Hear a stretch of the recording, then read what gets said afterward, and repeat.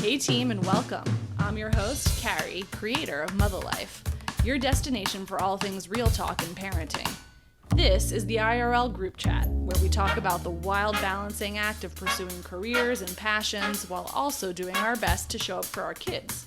Join me every week as I sit down with some badass parents in my closet and we talk about their careers, kids, and relationships and all of the weird shit that comes up when you're trying to balance the seemingly impossible.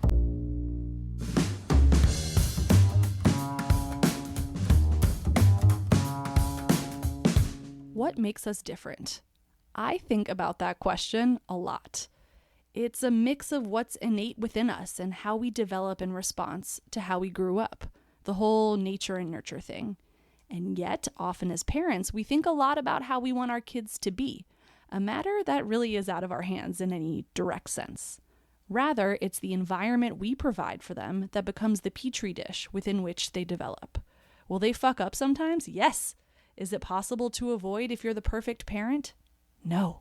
It's called learning to be a human in the world, and everybody has to do it. Today's guest did all of it, from the diligent, perfectionist student to the angsty teen rebel and beyond, and you know what? All of that exploration landed her exactly where she was meant to be. And now she gets to take all of that life and use it to support her own daughter as she grows up.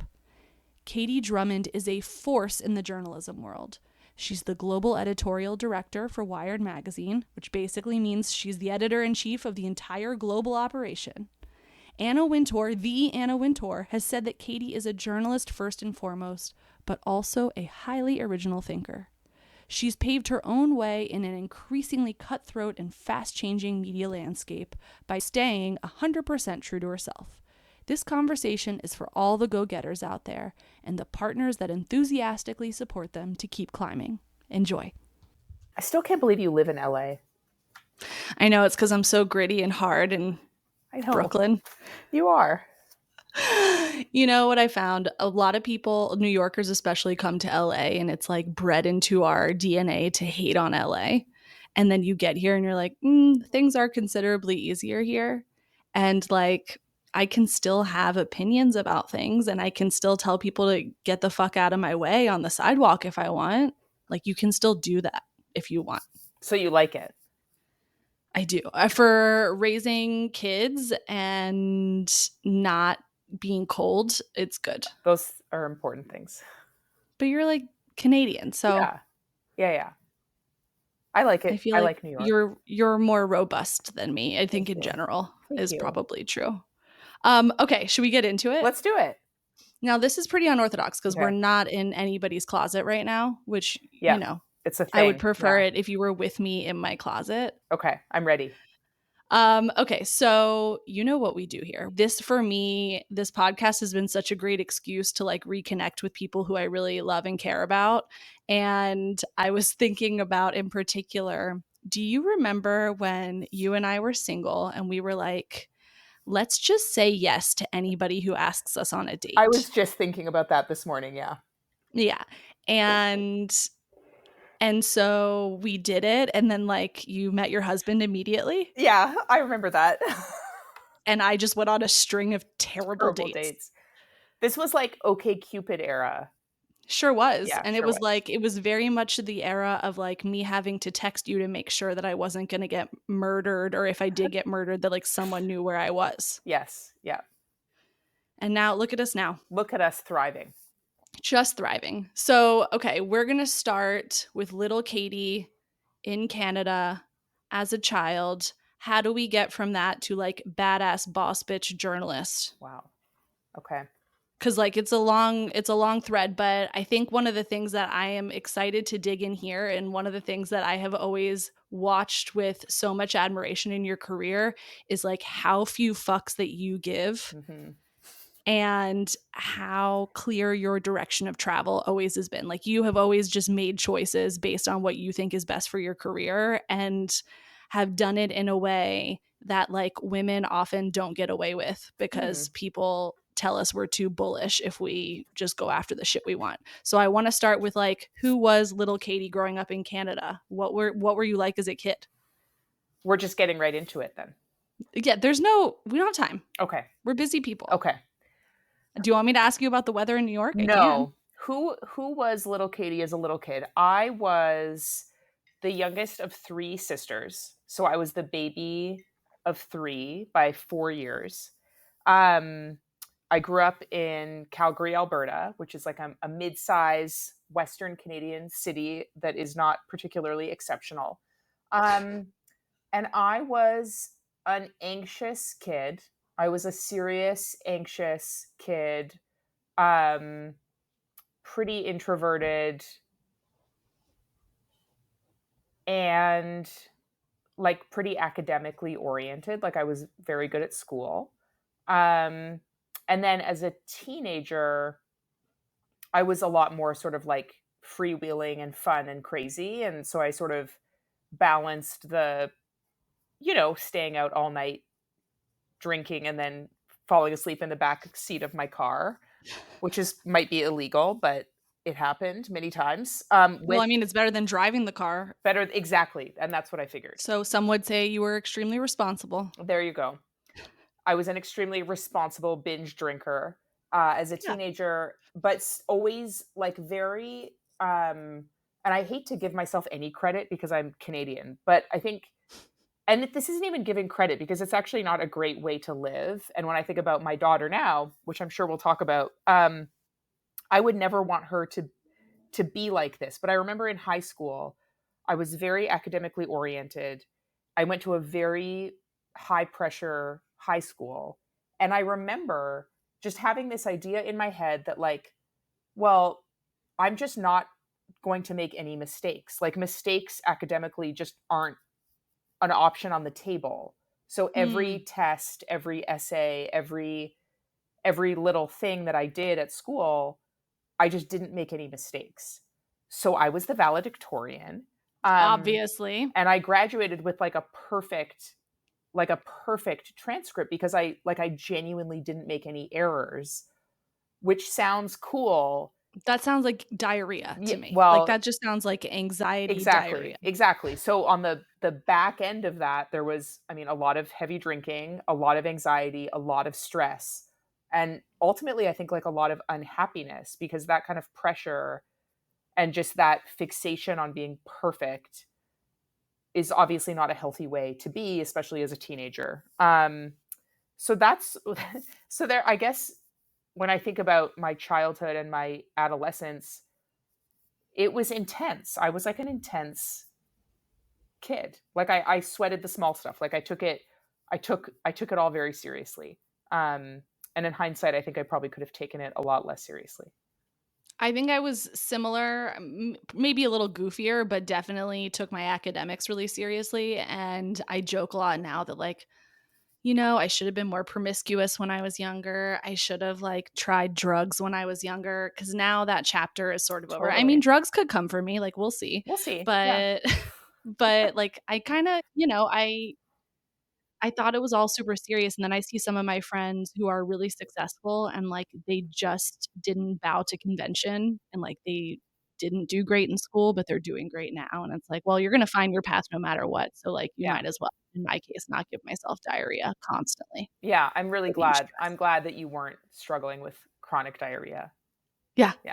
I mean, I kinda was, but, that's a story for another pod. Fair. So, okay, so serious kid, and then at what point do you were academically inclined, when do we start channeling that into writing or storytelling or collecting information? I feel like people come to journalism from so many different avenues of interest. How did Yeah. you get to it? Writing was always something that I was good at. I remember in third grade, I wrote a story about a baby duck, a chick, who lost its mother. And I used the phrase a wall of trees. Like the chick looked through a wall of trees. And my teacher was so excited because that's some sort of, what is that? It's not a metaphor. It's some special writing thing that you Analogy? maybe, No. yeah, it's one of those things. We should know. This is We bad. should both Yeah, know, but it's fine. but it's fine. And she was like so excited that she told my parents about this duckling story. So that was always like there. And my mom was a writer. So my mom was a poet who started her career, I would say like in her early 40s when my sisters and I were a little bit older. She stayed at home with us when we were really young, but she was a writer. So I sort of grew up around writing as like a craft, writing as a professional pursuit. She taught writing, she published books. Like that was a thing that happened in my household. And I really admired her and admired her writing. I mean, I thought she was like the most amazing, and I still do. Don't you have Um, a tattoo of some of her I words on do. you? I have a couple of tattoos of her poetry. So I definitely just sort of grew up immersed in writing, um, and really in admiration of her. And then I was just a complete and total snoop voyeur weirdo. Like this is terrible, but like I read everyone's diary in that household. I read everyone's email. I remember we got like our first computer and everyone had their email accounts. I would just like hack their email accounts over and over and over. I know every bit of dirt on every single one of my family members. I just have always been really interested in, and I think everybody is to some extent, but I really took it to a new level. Like I just love knowing what was going on with everyone. So I think when you Katie combine that, Drummond, child detective. Have you ever wondered, wow, I would love for this podcaster to sell me something already? Well, you're in luck. Today I'm selling you on something highly exclusive, highly niche, highly Mutha. Just kidding, we're in the early stages over here, but if you've got a company or a cause you'd like to promote on the pod, get in touch. We're a good time. exactly, when you combine that, like voyeuristic snoop with grew up around writing and really loved and admired great writing, it's like, yeah, it by the time I was in high school, it was very clear that I wanted to be not even so much a journalist at the time, but it was more like I want to be a writer. I think I want to go into journalism, but like I want to write for my career. Also, so super interesting that your mom started pursuing her passion after you guys were kind of a little more self-sufficient, you know, at a point where we are your mom's age now, basically, Yeah. when she started that career. Um, do you think, like, did you ever get any inkling when you were growing up that this was something latent within her, or did it just kind of burst forth in some sort of pointed, like, stage of life? That's a really good question. I think it had always been there. I know that so my mom died when she was, oh, it's terrible that she was 50 or 52. I don't have the math right, but Young, she died young. very young. She died relatively soon after even starting her kind of the sort of professional chapter of her life, which I think about a lot. And so when that happened, I remember her best friends from college like gave me and my sisters poems that she had written. You know, like she was Mm. always a writer, so it was always there, but it took a back seat to being a mom. Like she had three young kids. My sisters are a year apart, and then I'm 4 years younger than my middle sister. So she had a lot to do, and I think she sort of set that aside and then picked it up again. And Which how old were you when your mom passed, Katie? I was 18. Fuck. I Yeah. mean, like, such a formative chapter to lose a parent and a mom and like somebody that you admired. And I imagine you can't help but reflect on that now as a mom. Oh, yeah. I think And about it a lot. also as somebody who's super driven in your career, like, do you feel like some of the, because you do have immense drive, and I want to get to that and talk about some of the amazing things that you've done, but do you think any of that comes from this place of, I don't want to wait, I want to start my life yesterday and just do all of the things I want to do now? I think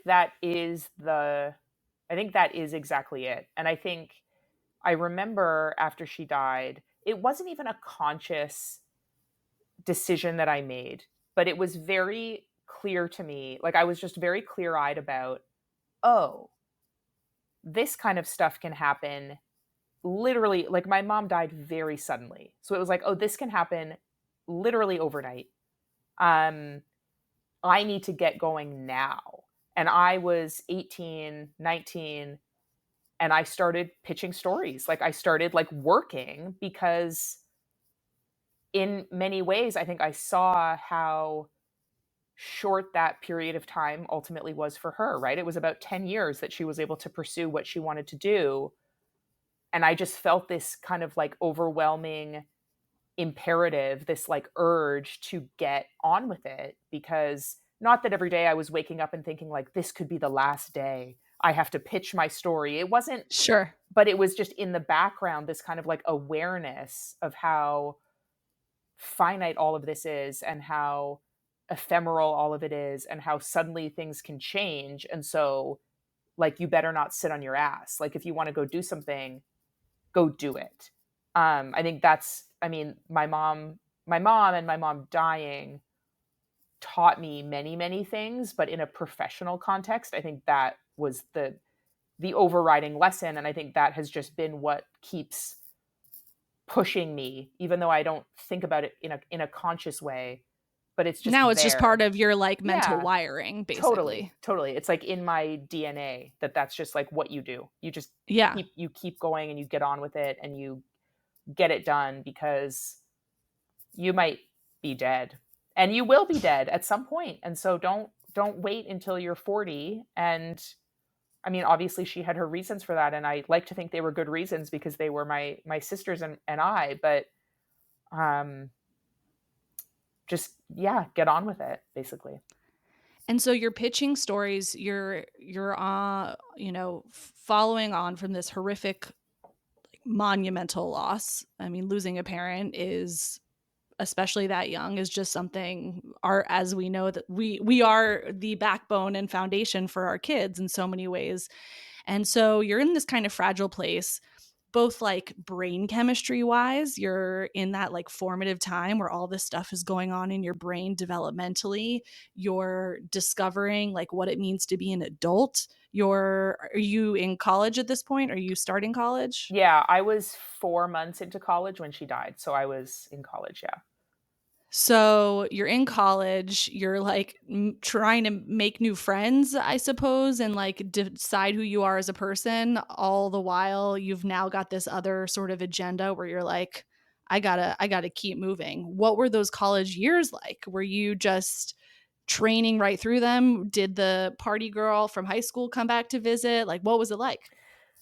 It was intense, would be a word, similar to my childhood, but in a different way. My mom was an alcoholic, and I knew that as a teenager. It was a contributing factor to her death, and so the party vibes from the first like 4 months of college. As soon as she died, I didn't have a drink for 6, 7 years after that. So my college years were no drinking, no partying, no drugs, no cigarettes. I got into a relationship with an abolitionist vegan. Sure, Um, sure. So I was vegan. All of my friends were vegan and straight edge. And we did a lot of like bake sales, while also showing like graphic footage of animal exploitation in factory farms. I sure. was that girl at your Yeah, college. I'm sorry to all of you, if you were offended by my vegan bake sale. But I worked really hard in class, and then on the side, I was constantly writing stories for like Canadian magazines or blogs or the college newspaper. I was writing poetry and submitting it to poetry journals. And then I was in a relationship.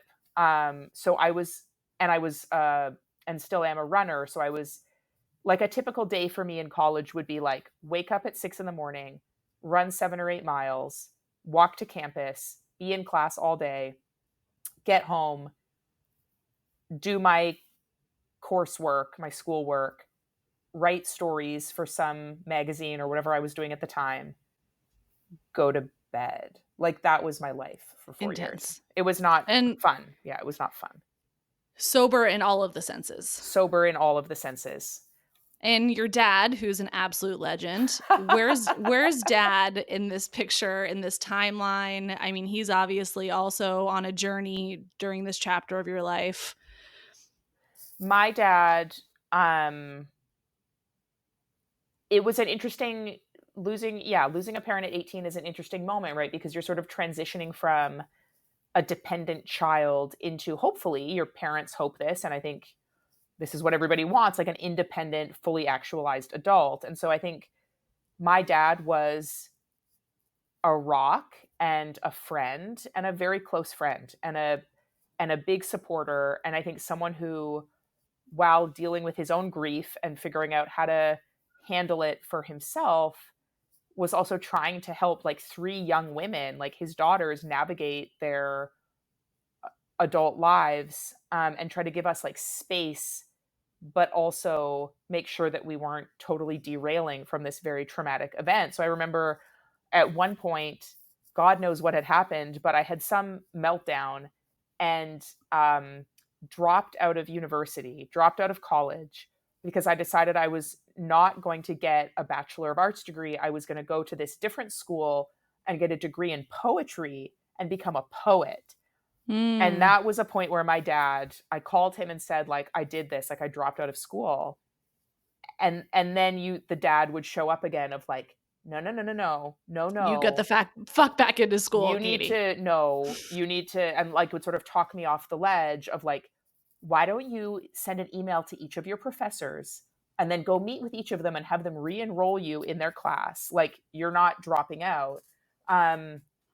So we just developed, like, I think a really great friendship ultimately, as two adults,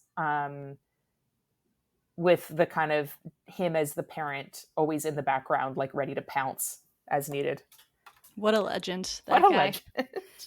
legend. And when you're living this college life, when you are enrolled and you're just like running and grinding and working and veganing, is dad just like quietly like, this is fine, this is how she's processing all of this? Or is he like, Katie, maybe have a little fun, or maybe like chill out?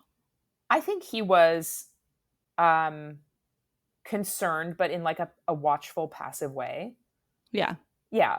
But I think he let me kind of do my thing and come to my realizations about what I needed to figure out, and was very supportive and available.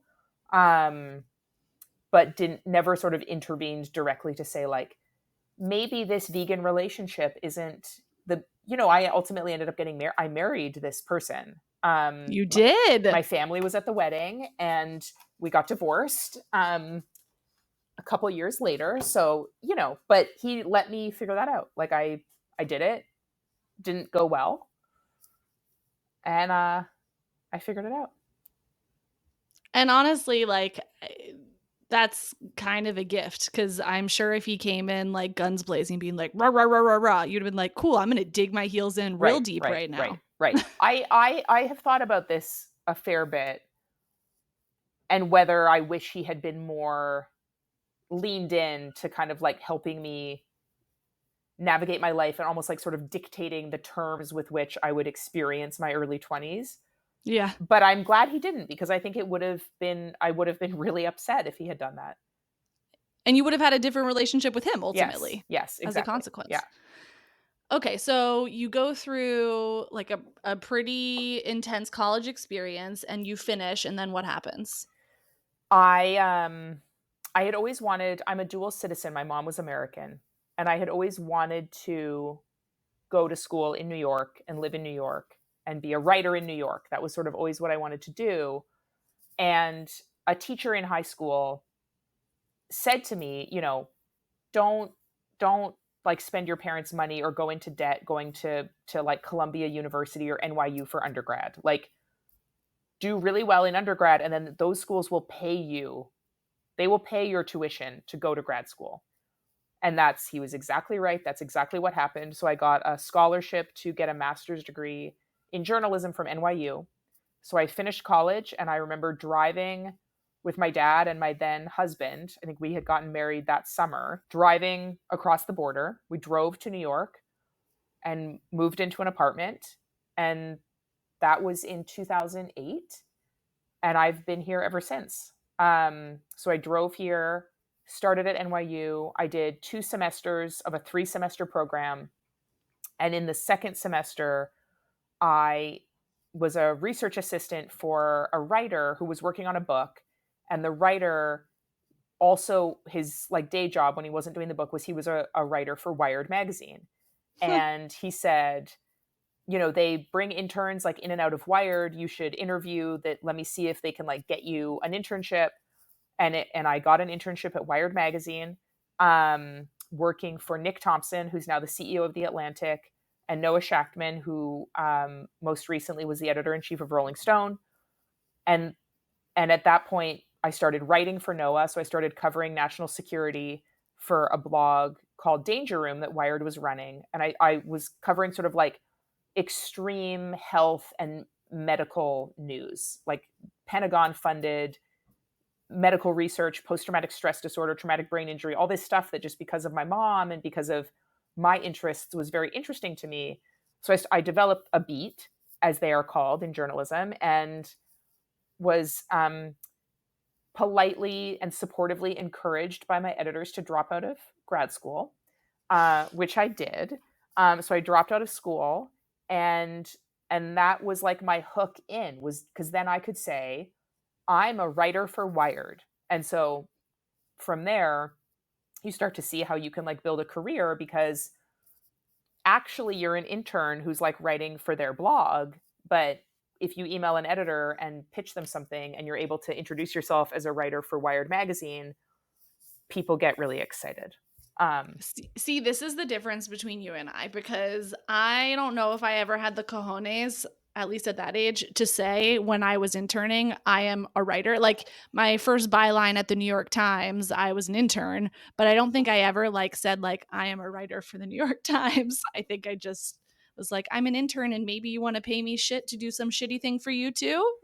Well, your name is on the story. It's like, I didn't say I didn't say I'm on staff. I didn't say I'm a staff writer. I said, I write for Wired. Here's a link to my page, and would you like to pay me $3,000 for this feature?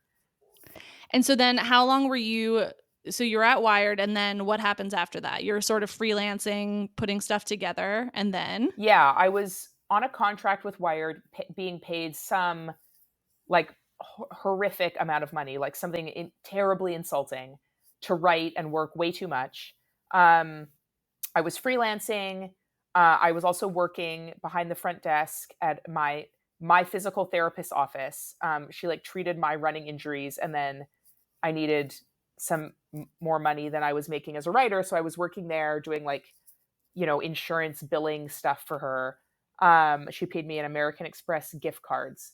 Um, and then what happened is AOL News was expanding at the time, and they hired this hotshot New York Times editor named Mike Nitza, to come and kind of like run their expansion of their news efforts.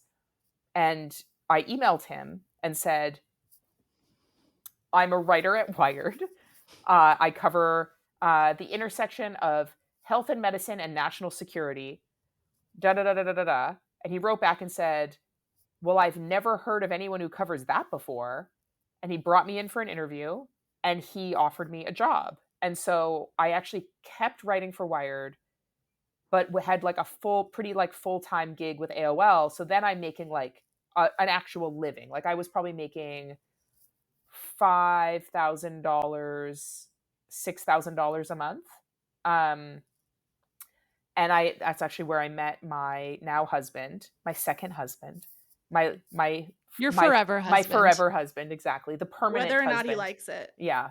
Different podcast.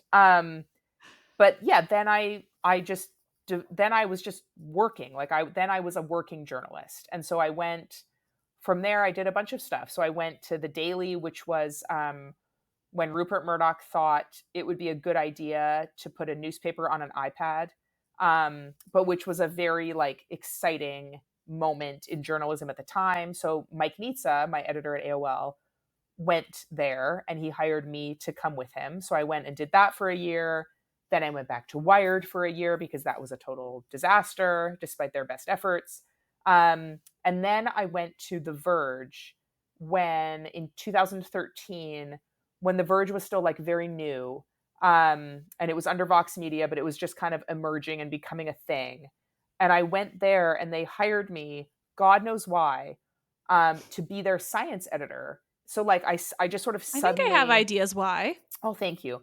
But I just like suddenly became an editor and a manager. And so from there, I was still writing, but I really leaned into like the management track because I found that I think what I tell people and what is true about why I switched over is I found it so much more gratifying ultimately to see someone else's byline and like help someone else get their story out.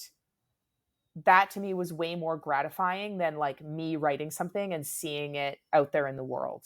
I do think that I just makes you like kind of that. unicorny in two senses. So journalism, or really any other profession where there's some specialization that is sort of like the kernel of what people do, I feel like what happens is if you get really good at that kernel, writing or whatever, the only way up to get paid more money is to take on more managerial Oh, tasks. yes, this And trap. like Yeah. the for a lot of people that is the wrong thing, right? Yes. Like Yes. just because you're a good writer, it's kind of antithetical to being good at people in a lot of ways Yeah. often. Yeah. Yeah. And so people get stuck in this thing. So the fact that you were like, oh, I've done this other piece, ego aside, this is like really gratifying to me, this feels really good. Now this is like making sense why the career trajectory continued to kind of go up and up, because just because you want to make more money and become more senior, if you don't then also have the skill set to do the thing that you're required to do, people won't like you very much. No, they won't. They, they won't. And not everyone, to be fair, not everyone likes me. That part of this job for sure is recognizing that that's going to happen and being okay with that. But this, no, it was a very deliberate choice. It was like, I like this. I like management. I like editing. I like strategy. I like the big picture. That like I want to do this. And so I went to Bloomberg. I was the deputy editor there for a bit. I ran Gizmodo through their Hulk Hogan lawsuit and bankruptcy and like that whole saga for Gawker Media. Um, I did some startup stuff, and then I was at Vice for 5 years. The last, Which, like, you are so Vice. thank Like you, the vibe. Like the vibe. the whole vibe is giving Vice. It was a very, I will say, a very good culture fit. I loved so much about that place. I loved the people. They were like my people in exactly the way that you say, and just very creative and weird and funny, like really funny people. Um, and, you know, a company that just like didn't have a chance. Like the runway like was not Mm. there.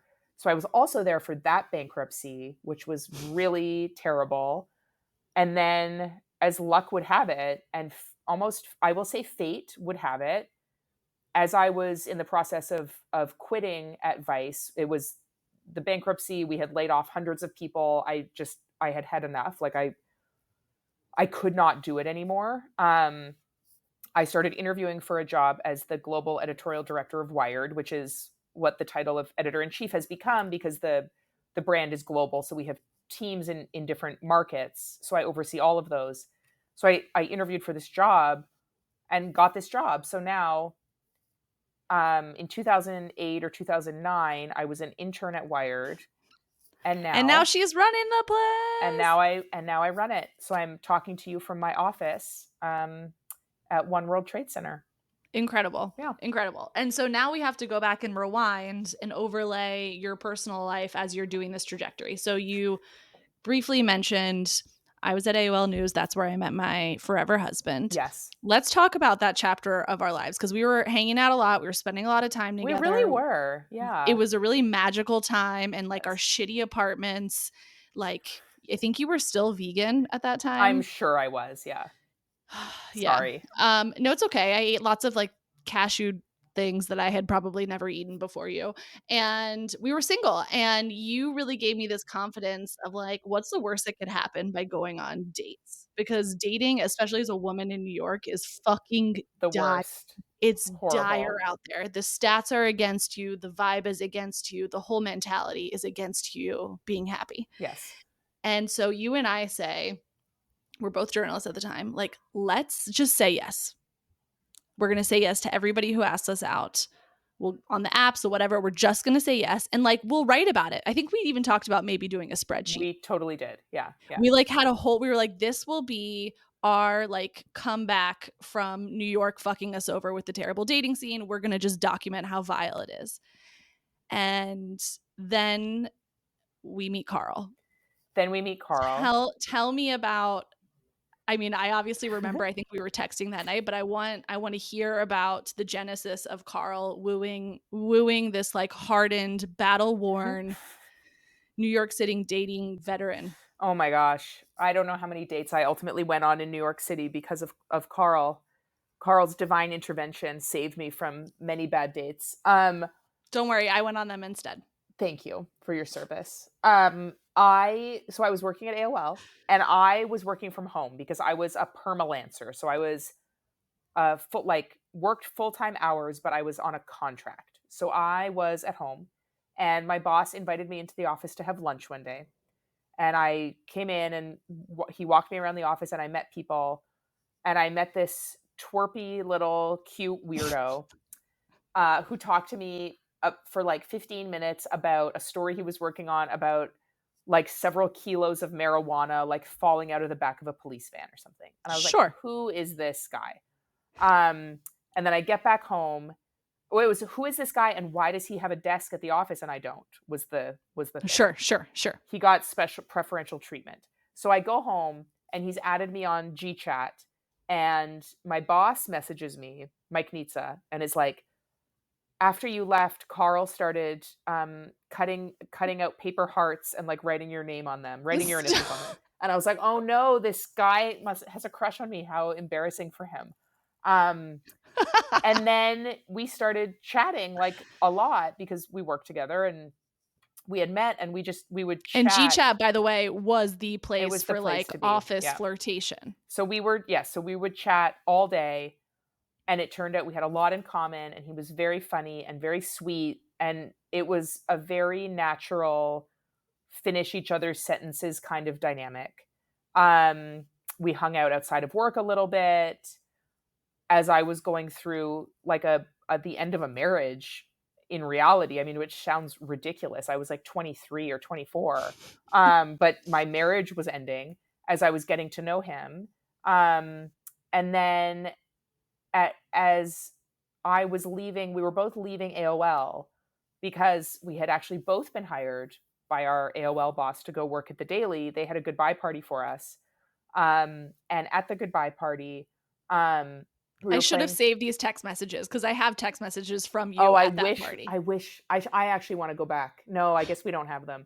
But we were at this party, and a group of us were playing a game called Whiskey Slap, which is you take a shot of whiskey and the person next to you slaps you across the face. It's fucking idiotic. Took my shot of stupid. I was sitting across from Carl and next to another coworker. I took my shot of whiskey. Or no, I was sitting next to Carl. I took my shot of whiskey, and then Carl was supposed to slap me. And he was like, "No, I can't do it. I can't hit you." And I'm like quite drunk by then, and so is he. And I was like, "Well, someone has to slap me. Like that's the game." And this coworker, this poor guy named Dave, across the table is like, "Well, I'll slap you." It's always a Dave.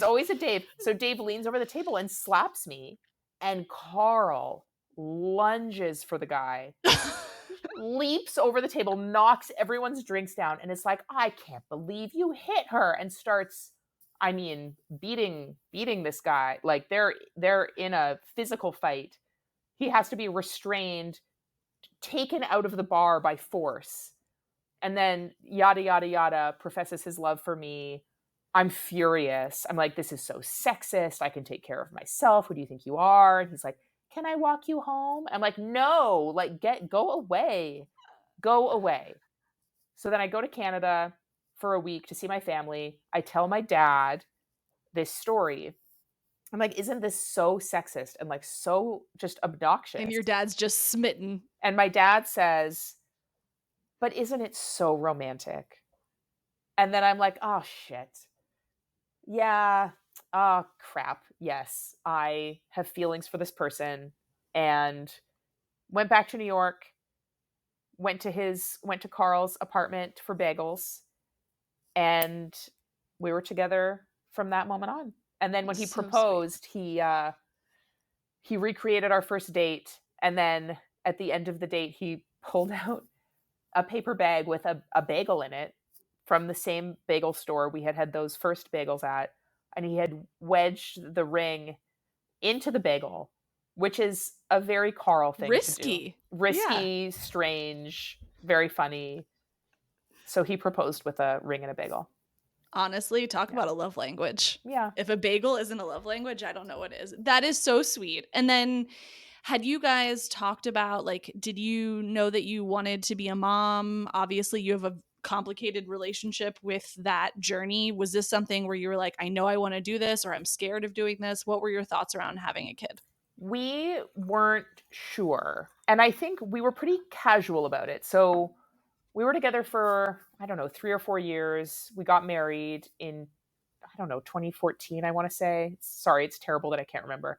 We got married at some point in the mid 2010s. And we were both kind of ambivalent. Like, neither one of us were like, oh, I've just always wanted to be a parent. I can't wait. Like, it wasn't like that. It was more like, oh, but our life is so great right now. And we're both journalists. And it's going to be hard to make sure that we can like guarantee a certain income level to support a family in New York. And so we were very much like not sure. And then one of my sisters got pregnant. And for that sort of like brought something up in me where I was like, you know, I think I actually do want to have a kid. And then it honestly, like, it was not intentional. Like, I just got pregnant um, shortly after that. And we were like, okay, well, I guess it's been decided. Amazing. Yeah. And uh in that process of being pregnant, were there any thoughts, fears, questions you had about what this might mean for your career? Or was it just like, I'll figure it out? Honestly, and I almost feel badly saying this because I know that for so many women and so many parents, it's a real barrier. I didn't think about it. I didn't think about it. I just felt like I'm married. I'm in a relationship with someone really supportive. We'll figure it out. I was never worried that it would hold me back professionally. I mean, maybe a little bit, like maybe a little bit self-conscious about it when I was pregnant and our daughter was like a newborn, because you really feel, I mean, you know, like it's incredibly time consuming and stressful and exhausting and like existential, and you're just sort of like, how will I ever have like the brain capacity and the time for my career again? But then a few years go by and like you figure it out and like you get that back. um and I think for me, I've been very lucky that I'm in a relationship with someone who, it's not to say he's not hardworking or ambitious, because he's incredibly hardworking, but like we have very different ambition levels. And he is very happy to spend more time at home, to be the sort of like at home parent while I am not that. And so that has just like worked itself. He drops our daughter off at school every day. He picks her up every day. Like, he's that parent. Who's doing packing lunches? Who's doing dinner? Okay, so logistics, let's talk about it, because we both take on certain things that I think work for us. I go to bed early, I get up really early. I get up at 5:30, which is just like what time I like to get up. He goes to bed at like midnight and struggles to get out of bed at 6 or 6:30 in the morning. So fine, that's just like, that's the deal. So I will get up, I will make our daughter breakfast, I will pack her lunch. I like doing those things. I feel like I'm like caretaking in a way, to just like know that I was the one who like made her lunch for school makes me feel good. So I will do that stuff. I will unload the dishes. If there's clean laundry, I'll fold the laundry. And then she'll get up, and then he'll get up, and then I will go for a run, because that's like important for me. So I will do that. He will get her dressed, he will walk her to school, and then I will leave for work. He works from home, and I think that's honestly the biggest piece of this. I think if he had a job that required him to be in the office, I think our lives would be exponentially more stressful and like logistically more complicated, because honestly, I don't know how parents do it. I don't know how two working parents in New York who aren't ultra wealthy, right? Like we do well. I'm certainly not going to sit here and say that we're like struggling financially. That would be dishonest. Like we do well. We're comfortable in New York, but we don't have the money for nannies and babysitters every day. And like, Yeah. I just don't know how you both go to an office and are in the office all day and then get your kid at a reasonable time that allows them to do homework, have dinner, take a bath, spend some time with their parents. Like I have no idea. So the fact that he's at home all day, he walks the dog, he does like household stuff, then he picks her up at like 4 or 5, and then I'll get home if I'm in the city that week, and if I'm like not doing something for work that night, I'll get home at 6 or 6:30. She'll have had dinner cuz he fed her dinner. So like we have like a very good logistical setup, and if like one thing changed in it, it feels like the whole thing would like come crashing Right. down, It's like a finely tuned machine. it's a finely tuned machine. And I also travel a fair bit, so I probably travel lately a lot, like maybe like 1 week a month on average. And like when I'm away, like it's all on him. Like he's working full time. Does he ever get mad about that? No, he doesn't, and that's to his credit. Carl, you're such a freak. You're such a freak. If you're listening to this, Carl, like what a wild guy you are. Just not even get like I would just naturally feel resentful, I think, at some point. No? And I've definitely like been on the prowl for it and tried to sniff it out and try to like figure out if there's like secret resentment. But like he genuinely is just like happy, excited for me, loves spending time with our daughter. It never feels like a burden for him. He's just like a happy person. And it's, I mean, honestly, like it's great for me because like I'm going to London. I'm away next week, and I'm going to be away for 7 days. And that sucks for me, honestly. Like it sounds fun and cool, but it's like, I miss my family. I miss my kid. It's lonely. And he's dealing with every single thing that has to be dealt with. Like we have back to school night on October 11th. I will not be there. He has to find a babysitter, and then he has to go because can't bring the kid. So it's like he manages a lot, to his credit. And do you guys have sort of active discussions around how you think about parenting your child, or is it more just kind of like organic that you're making choices as things come up? Because I feel like our generation is really obsessed with parenting. Yeah. The irony, of course, being this podcast, but like we are obsessed with parenting and doing it right and trying to like heal intergenerational trauma and all of this stuff. Where do you guys fall on the spectrum of like doing your research and how you approach things versus just like going with what logic and reason tells you? We go with logic and reason. Honestly, we have not had very many like big talks about how we want to parent. We have just parented together. And then as things come up, we will have conversations that sometimes get into like the bigger picture stuff. But an example is like I am very sensitive, as I think a lot of women are, a lot of men too, to be fair, but about like body image and how a girl grows up and is taught to think about her body and value her body. And so I'm very conscious of like how I talk about food, how I talk about exercise, how I talk about other people's bodies. And I think Carl made some offhand comment that was like something fat, like something using the word fat in front of her. And I was like, and so like we had later a conversation about like, hey, like I feel very strongly about raising her in this kind of environment. I really feel strongly that we shouldn't be using XYZ words. I really feel strongly that we should be talking about food in this way. Like I really try to avoid, like junk food is bad for you. Right. I'm like allergic we do to that. Our body needs all kinds of foods. Our body needs all kinds of foods.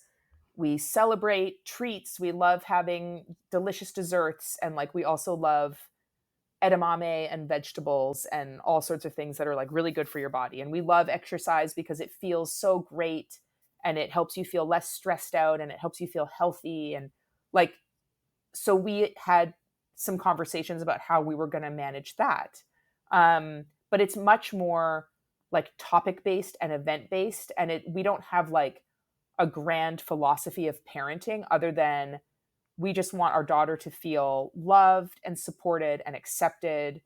We want to teach her to love and support and accept everybody that comes into her life, and to be kind and thoughtful.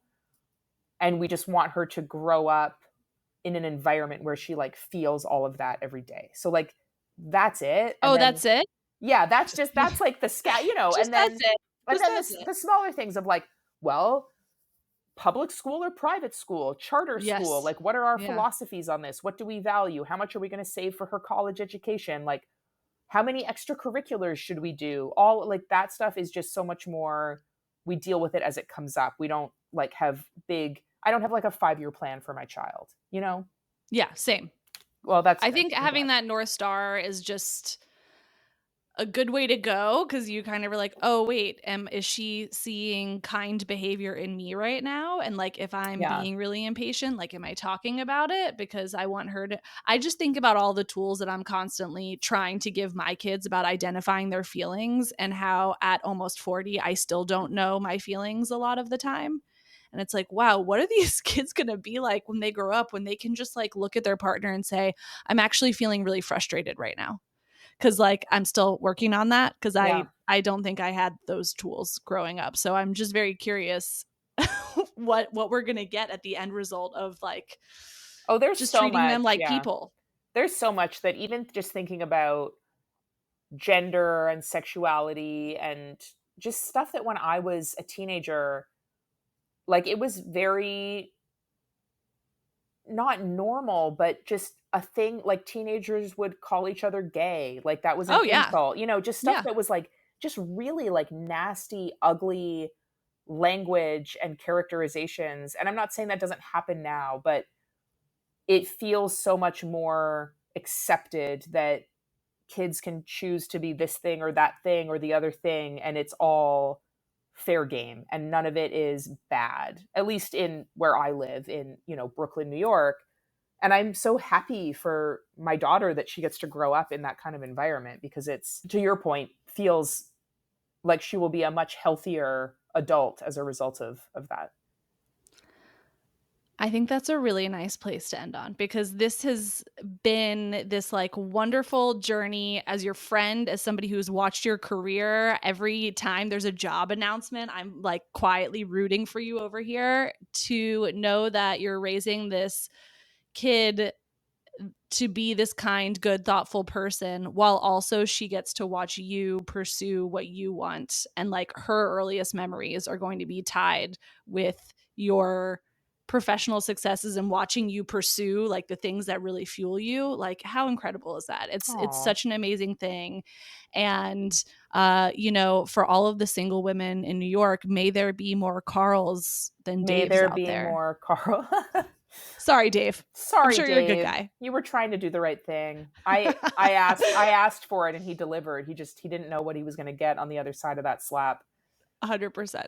But this has been so much fun, and I can't wait to see. I was laughing, by the way, that you didn't have any wireless or wired headphones in your house. I have one pair of Bluetooth headphones. That's all I have. My husband said you should suggest a rebrand from wired to wireless if Can this you is imagine? how we're going to behave. Wireless magazine.